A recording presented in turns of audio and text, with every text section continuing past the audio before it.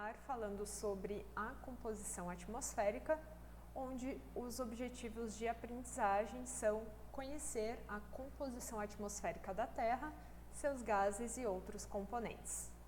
Bom, quando a gente olha para o céu, aparentemente não vemos nada, certo? Mas, se olharmos em mais detalhe, nós vemos as nuvens, que são compostas por água no estado sólido e líquido. A gente vai ver em mais detalhe na aula de água na atmosfera. E também, especialmente em grandes centros urbanos, então como é o caso dessa imagem aqui, no município de São Paulo, a gente consegue ver essa camada mais escura próximo à superfície, que é um acúmulo de poluentes atmosféricos por conta de uma camada de inversão térmica. Bom, então, claramente a atmosfera terrestre, ela tem uma composição e ela é dada, então, através dessa tabela nós conseguimos observar a composição média da atmosfera seca abaixo de 25 quilômetros. Tá? Então, 78% do volume da atmosfera é composta de nitrogênio e quase 21% é composta por oxigênio. Então, nitrogênio e oxigênio corresponde a cerca de 99% do volume da atmosfera. E os demais gases, todos que estão em concentração menor do que 1%, são os denominados gases traços. E aí nós temos o argônio, com quase 1% de concentração, dióxido de carbono, dentre outros. Bom, quando a gente fala em termos de composição média da atmosfera, não se leva em conta o vapor de água, justamente porque ele é bastante variável ao longo do globo. Então, o vapor de água ele vai ser função da temperatura do ar e da disponibilidade de água em superfície. Então, nas regiões tropicais, o vapor de água ele chega a 4% do volume da atmosfera, enquanto nas regiões frias, essa concentração ela tende a ser menor do que 1%. Bom, falando um pouco sobre o nitrogênio e o oxigênio, eles são relativamente constantes nos primeiros 100 quilômetros. Apesar disso, apesar deles terem uma grande concentração na atmosfera, tanto o nitrogênio quanto o oxigênio eles possuem pouca importância climática, ou seja, eles participam muito pouco dos processos na atmosfera terrestre, os processos físicos e químicos na atmosfera terrestre. O nitrogênio, o gás nitrogênio, ele apresenta esse grande volume justamente por ele ter algumas propriedades. Uma delas é ele ser volátil, então a temperatura ambiente ele vai estar no estado gasoso. Além disso, ele não é reativo e é muito estável na presença de radiação solar. Bom, aí falando sobre o dióxido de carbono, o ozônio e o metano, todos estes são gases de efeito estufa. Obviamente, aqui nós não temos a lista de todos os gases que compõem a atmosfera terrestre, né? Nós temos alguns. Então, aqui nós temos alguns dos gases de efeito estufa que compõem, né, a atmosfera terrestre. Bom, os gases de efeito estufa a gente vai ver em mais detalhes no módulo 3, radiação solar e terrestre. Os gases de efeito estufa eles têm a propriedade de absorver a radiação terrestre e aquecer a atmosfera adjacente. Então, graças à existência dos gases de efeito estufa, a temperatura média do planeta é de 15 graus Celsius e não menos 18 graus Celsius, que seria sem a presença destes gases. E aí, falando um pouco sobre o dióxido de carbono, que é um gás de efeito estufa, então uma das principais fontes de CO2 na atmosfera terrestre é o interior da Terra. Então aqui nesta figura a gente consegue observar que nessa linha em vermelho nós temos o limite de placas tectônicas. Nessa região a gente vai ter uma divergência de placas tectônicas, que é justamente uma região com grande atividade vulcânica. E essa atividade é que vai emitir grandes quantidades de CO2 na atmosfera. Nós também temos como fonte de CO2 a respiração da biota, então nós estamos vendo aí duas fontes naturais de CO2 atmosférico, mas nós também temos as fontes antropogênicas, principalmente através da queima de combustíveis fósseis, que são carvão mineral, gás natural e petróleo. Bom, aí o metano também é um gás de efeito estufa e uma das principais fontes de metano na atmosfera terrestre são os processos anaeróbicos. Tem um artigo publicado em 2017 na Nature que mostra que a Amazônia é uma das principais fontes emissoras de metano do mundo, né? Então, por que isso acontece? Durante a estação seca, que é quando a zona de convergência intertropical, a gente vai ver isso mais para frente em sistemas atmosféricos na disciplina, então este sistema atmosférico ele está deslocado para norte, então nós temos a estação seca na região amazônica. Então, as áreas que antes eram alagadas, elas são invadidas por ervas e gramíneas. E aí, quando tem a estação chuvosa, então o nível das águas volta a subir e a vegetação submersa, ela morre, produzindo metano através da decomposição. E aí, então, nesse processo é que é emitido o metano na atmosfera. Bom, ainda, né? Nós temos outras fontes, como aterros sanitários e lixões, a fermentação entérica em animais, então nada mais é do que o pum, né, dos animais. O Brasil, como o maior produtor de bovinos do mundo, então ele também é o maior emissor de metano por esta fonte. Nós também temos queimada de biomassa, extração de carvão e óleo e também as térmicas, que são os cupins. Então, todas estas, então a gente pode ver que metano a gente vai ter tanto fontes naturais quanto fontes antropogênicas. Bom, outro gás constituinte da atmosfera terrestre, que também é um gás de efeito estufa, é o ozônio. O ozônio ele é um poluente secundário, justamente por ele não ser emitido diretamente da fonte, mas ser formado a partir da reação química de outros poluentes atmosféricos. Então as fontes, né, o ozônio forma-se através de reações químicas complexas que acontecem entre o dióxido de nitrogênio e os compostos orgânicos voláteis, sempre na presença de radiação solar.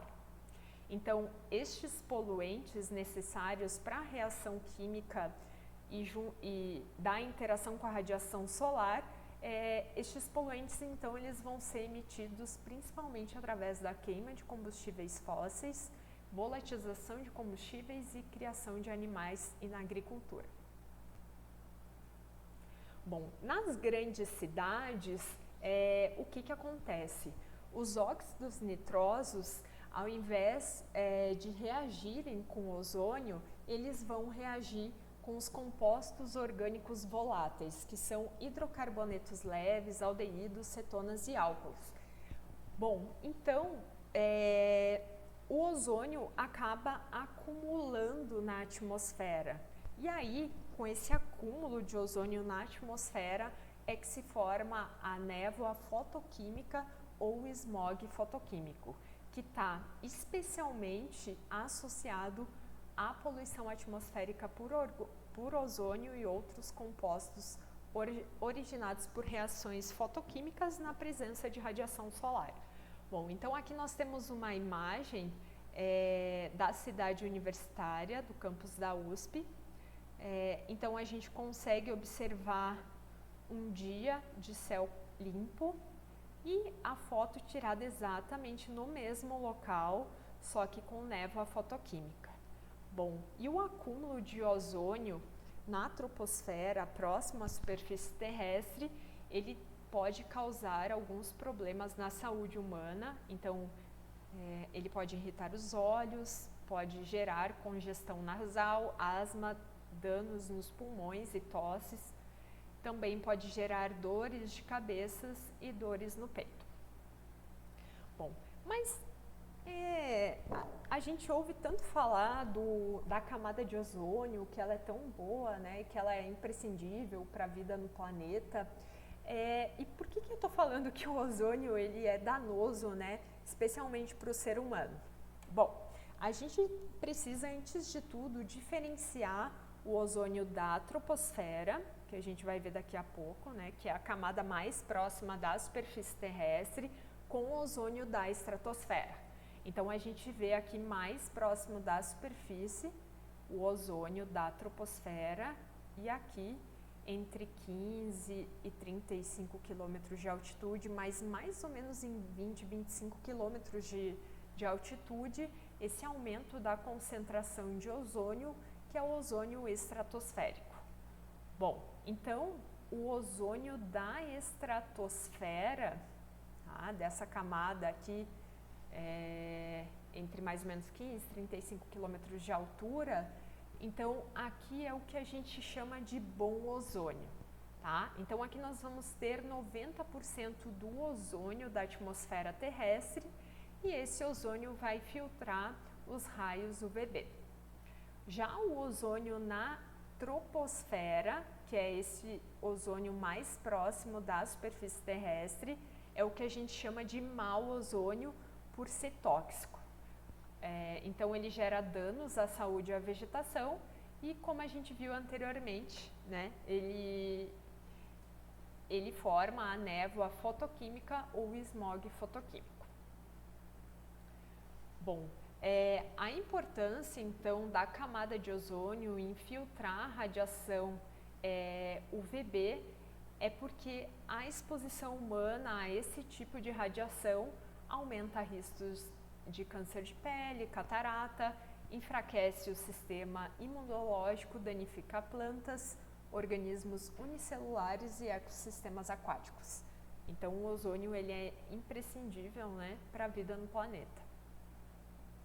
Bom, e aí o último gás de efeito estufa que eu vou mencionar aqui para vocês e que compõe a atmosfera terrestre é o vapor de água, que nada mais é do que o principal gás de efeito estufa da atmosfera terrestre.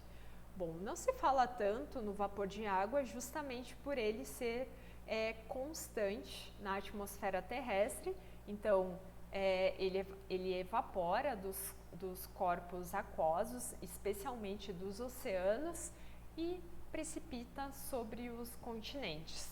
Então, ele possui um processo cíclico no sistema terrestre. Nós também temos o dióxido de nitrogênio, ou NO2, que também compõe a atmosfera terrestre. Então ele é um gás poluente com ação altamente oxidante e a sua presença na atmosfera é fator-chave na formação do ozônio troposférico, como a gente acabou de ver. Então, como fonte do dióxido de nitrogênio, então nós temos os processos de combustão em fontes móveis e fixas, além de raios. Bom, os poluentes que são emitidos por fonte humana, especialmente os óxidos de enxofre e de nitrogênio, eles são retirados da atmosfera por deposição seca ou úmida. E quando a deposição ela é úmida, então a atmosfera ela é lavada pela água da chuva, então nós temos a formação de chuva ácida. Bom, naturalmente a chuva ela é ligeiramente ácida, com pH em torno de 5,6, justamente por o CO2 se dissolver nas gotas de chuva, formando assim o ácido carbônico. Então aqui nós temos um exemplo, né, de uma deterioração de mármore na Alemanha. Então aqui em 1908 a gente consegue ver, né, essa estátua nitidamente, e já em 1969, sob a ação de muitos anos, né, de chuva ácida. Bom, além de gases na atmosfera, a atmosfera terrestre também é composta por aerossóis. Os aerossóis são pequenas partículas sólidas ou líquidas que estão em suspensão na atmosfera. Elas ficam em suspensão na atmosfera justamente por conta do seu reduzido tamanho. Bom, exemplos, né, de aerossóis, então nós temos a poeira, que é suspensa ou por erupções vulcânicas, vento ou veículos, partículas de sal, que vêm dos oceanos, bioaerossóis, como por exemplo os pólens, esporos e micro-organismos, então bactérias e fungos também são aerossóis, e fumaça de origem de queimadas, escapamento de automóveis ou chaminés industriais. Então todas estas são fontes de aerossóis, e a gente pode ver que são fontes tanto naturais quanto fontes antropogênicas. Bom, os aerossóis eles possuem um papel muito importante no clima, especialmente por dois fatores. Um é o balanço de radiação, que a gente vai falar mais em detalhe daqui a pouco, e o outro é através que os aerossóis eles atuam como núcleo de condensação. Quando a gente for falar de água na atmosfera, a gente vai falar em mais detalhes sobre os núcleos de condensação, mas nada mais são do que superfícies necessárias para que haja a condensação do vapor de água da atmosfera para a formação da gota de chuva. Tá? Então a gota de chuva, a chuva em si, ela não consegue se formar na atmosfera sem os núcleos de condensação. Bom, em relação ao balanço de energia ou balanço de radiação, os aerossóis, na sua grande maioria, eles atuam de forma a refletir a radiação solar incidente. Então, a radiação solar chega, encontra a partícula, encontra o aerossol e ela é refletida por essa partícula. Tá? Então, isso faz com que uma menor quantidade de radiação solar chegue na superfície terrestre e, como consequência, haja um resfriamento. Mas existem alguns tipos de aerossóis, que é o caso do black carbon, ou carbono negro, em que ele tem a propriedade de absorver a radiação solar. E aí, como consequência, ele aquece a atmosfera adjacente. Tá? Mas, no geral, a grande maioria dos aerossóis, eles vão ter um efeito de resfriamento da atmosfera terrestre, justamente por refletir a radiação solar incidente. Bom, e aí um exemplo, né, são os vulcões. Os vulcões, apesar de a gente ter visto que eles emitem uma grande quantidade de CO2 atmosférico, que é um gás de efeito estufa, então ele vai ter a propriedade de aquecer a atmosfera, isso ocorre numa escala de tempo bastante curta, tá? Então, tem atividade vulcânica, emite CO2, mas também ele vai emitir aerossóis. Num primeiro momento existe um aquecimento por conta do efeito de gás de efeito estufa do CO2, aquece a atmosfera adjacente, mas numa escala de 1 ano, 2 anos, o efeito dominante vai ser dos aerossóis. Então, o que vai acontecer? Grande quantidade de aerossóis na atmosfera emitidas pela atividade vulcânica vai fazer com que a radiação solar incidente seja refletida. E aí, a gente consegue observar, por exemplo, através desse gráfico de anomalia da temperatura do ar média global, onde desde 1900 até os dias atuais se observa uma tendência de aumento da temperatura média global, mas que em alguns casos existe uma redução da temperatura média global, e isso está associado especialmente a grandes erupções vulcânicas. Tá?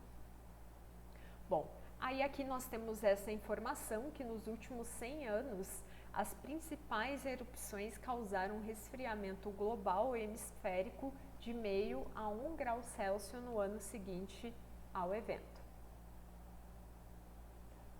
Bom, aqui nesta imagem, então nós temos a distribuição global de aerossóis.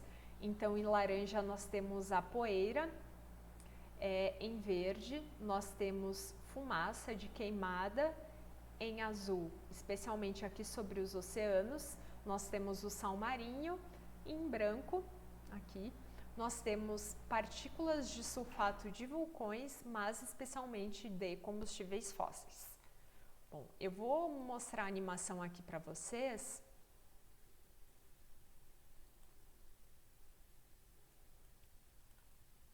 Aqui. Deu. Bom, então a gente consegue observar que esses aerossóis, eles não ficam estáticos sobre o globo, ou seja, eles se movimentam à medida em que sistemas atmosféricos e a circulação atmosférica atuam. Então, por exemplo, aqui em azul nós temos o sal marinho, né, partículas aerossóis de sal marinho, ó, que circundam um continente antártico. Então, se vocês forem ver aqui, a gente vai ver em mais detalhes na aula de sistemas atmosféricos e circulação geral da atmosfera, que ao redor do continente antártico é uma região de formação frequente de ciclones extratropicais. E é justamente esses sistemas atmosféricos que estão transportando sal marinho ao redor da Antártica, tanto aqui no hemisfério sul quanto no hemisfério norte. Bom, a gente pode ver também aqui em laranja, então a areia do deserto do Saara sendo transportado em direção aqui à América do Sul. Deixa eu voltar aqui um pouco, ó, aqui mais no início dá para ver melhor. Vocês conseguem observar que essa areia do deserto do Saara, então esse aerossol, ele é transportado em direção aqui ao norte da América do Sul. E justamente essas partículas, elas contribuem como núcleos de condensação para a formação de chuvas sobre a região amazônica. E aí também, olha, a gente consegue observar aqui em verde fumaça de queimadas na região amazônica e também aqui no Cerrado brasileiro, que é transportado para o sul do Brasil via jatos de baixos níveis, que são os rios voadores, né? Então, a gente consegue observar claramente, né, também no hemisfério norte, que os sulfatos, eles também são transportados tanto do hemisfério norte, tanto dos Estados Unidos, Canadá, quanto da Europa, aqui China e Índia, para outras regiões do globo. Tá? Então, essa animação ela mostra claramente como a emissão de determinado aerossol, ele não vai afetar o clima local somente, mas vai afetar o clima remoto, justamente porque a atmosfera terrestre ela é dinâmica. Então, através da circulação atmosférica e dos sistemas atmosféricos, esses aerossóis eles são transportados para diversas regiões do globo. Tá? Bom, e aí os aerossóis eles também vão ter um efeito na saúde humana. Então, quanto menor o tamanho do aerossol, maior vai ser os efeitos provocados por essas partículas, em especial os aerossóis menores do que 2,5 micrômetros. Então, só para lembrar, né, um micrômetro corresponde a 10⁻⁶ metros, então são partículas que são muito pequenas e justamente por isso elas têm um potencial de atingir os nossos pulmões. Tá? Então, aqui a gente tem um exemplo de um pulmão de uma pessoa que vive numa cidade com baixa poluição atmosférica e baixos níveis de aerossóis. E aqui não é o pulmão de uma pessoa fumante, mas sim o pulmão de uma pessoa que vive numa grande cidade, numa grande metrópole e inspira, né, grandes quantidades de aerossóis. Lembrando então que 37% do material particulável inalável, então dos aerossóis com esse tamanho bastante pequeno, 37% aproximadamente vem de veículos. E aí, como efeitos na saúde, então, alguns, né, eu posso listar aqui para vocês. Então, efeitos comportamentais e cognitivos, inflamação pulmonar e sistêmica, alteração do calibre das vias aéreas, do tônus muscular e do controle do ritmo cardíaco, alterações reprodutivas, morbidades e mortalidades por doenças cardiorrespiratórias, bom, dentre outros efeitos. Bom, o que eu tinha para falar para vocês sobre composição atmosférica era isso, e até mais.